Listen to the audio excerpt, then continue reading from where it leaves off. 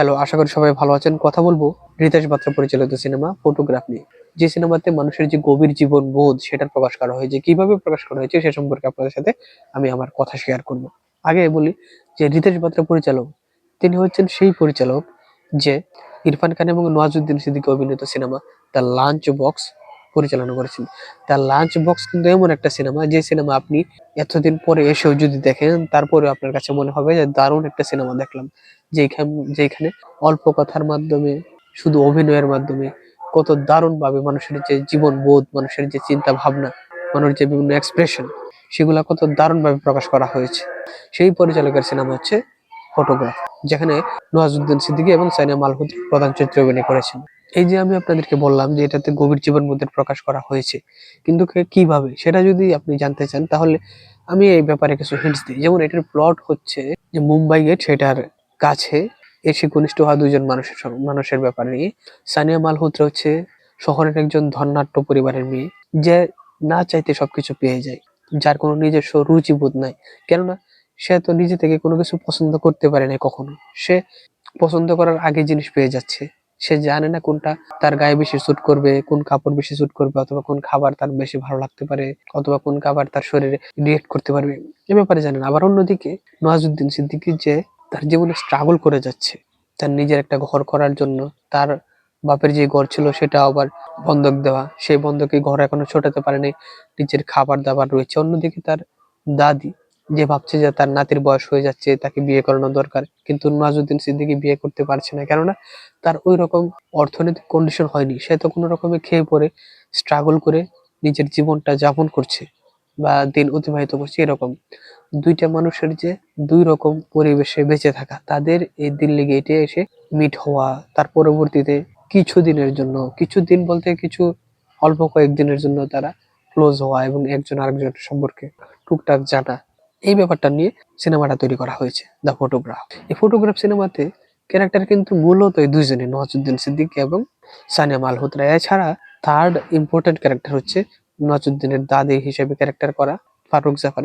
সে খুব চমৎকার একটা অভিনয় উপহার দিয়েছে, এবং এইখানে তাদের যে রিলেশনশিপ, যদিও সেটা সিনেমাতে ফেক রিলেশনশিপ ছিল, তারপরেও এই রিলেশনশিপটা যেটা ছিল এটার উপরে কি সেই দাদি অর্থাৎ ফারুক জাফর একটা প্রভাব ফেলতে পারে। আর সে যখন একটা কথা বারবার বলে যে মা কা দিল হ্যায়, এই যে কথাগুলা, যেটা তার মায়ের দিল, সে সবকিছু বুঝে, এরকম একটা ফিলিংস নিয়ে আসা, সেটা কিন্তু পারে। আর এই যে তিনটা চরিত্রের কথা বললাম, সেই তিনটা হচ্ছে মানুষের চরিত্র। আর আপনি যদি এছাড়াও আরেকটা জিনিস দেখেন, যে মানুষের চরিত্রের মতন আরো সুন্দর করে ভালো মন্দ, সুন্দর অসুন্দর সাইড দেখানো হয়েছে, এমন একটা জিনিস হচ্ছে মুম্বাই শহর, যেটা দেখানো হয়েছে। সেখানে আপনি যদি দেখেন এই শহরের যে ভালো সাইড, যেখানে উঁচু উঁচু বিল্ডিং রয়েছে, যেখানে অনেক টাকাওয়ালা মানুষ থাকে, অন্যদিকে নজরুদ্দিনের মতন লোকজন যেখানে থাকে, একটা রুমের মধ্যে 7-8 জন এক বেডের উপরে আর এক বেডে বিছিয়ে মানুষ থাকছে, এইরকম যে কঠিন সাইড, এটাও কিন্তু দেখানো হয়েছে। মনে হয়েছে যে আমরা যখন দেখি যে শুধু তিনটা চরিত্র না, এর সাথে সাথে মুম্বাই শহরের আর একটা চরিত্রের মতন,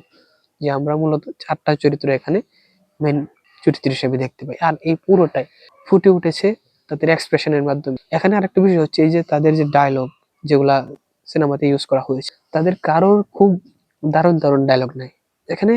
মনে রাখার মতন বা যেগুলা ডায়লগ আপনাকে খুব এফেক্ট করবে, সেরকম ডায়লগ হচ্ছে ফারুক জাফারের, যে একটু পর পর বলছে যে এটা আমার মায়ের দিল, মানে আমার দিলটা হচ্ছে মায়ের দিলের মতন, আমি সব বুঝি। যে এইরকম যে কথাগুলা বারবার বলছে, এইগুলা আপনার নানি দাদি এদের কথা মনে করিয়ে দিবে। এই জন্য আপনি একটু ইমোশনাল হয়ে যাবেন। এছাড়া যদি আপনি দেখেন তাদের কারোরই, সানিয়া মালহোত্রা হোক, নওয়াজুদ্দিন হোক, এছাড়া পার্শ্ব ক্যারেক্টার যারা রয়েছে, জিম সহ যারা রয়েছে, এদের কারোরই খুব গুরুত্বপূর্ণ ডায়লগ নেই। নর্মালি আমরা যেভাবে কথা বলি, মানে অতি নাটকীয়তা বা ওইরকম কিছু নাই ডায়লগের মধ্যে, কিন্তু তাদের যে এক্সপ্রেশন, তাদের যে অঙ্গভঙ্গি, চলাফেরা, সেগুলা দেখলে আপনার কি মনে হবে যে তারা কথা না বললেও তাদের ভিতরে কি চলছে অথবা তারা কি বলতে চাচ্ছে, সেই ক্যারেক্টার গুলো আমরা যেন সবকিছু বুঝে যাই। এখানে সানিয়া মালহোত্রার যে ক্যারেক্টার, সেটা কিন্তু খুব শান্ত ধীর, এবং সে মুখে হাসি লাগলেও তার চোখে মুখে কিন্তু একটা অসহায়ত্ব রয়েছে। এজন্য সে মানুষের থেকে শুনতে চায় যে কোথায় সুখ রয়েছে। সে মানুষের থেকে শোনার পর ভাবে যে গ্রামে হয়তো বা সুখ রয়েছে, সে গ্রামে যাবে।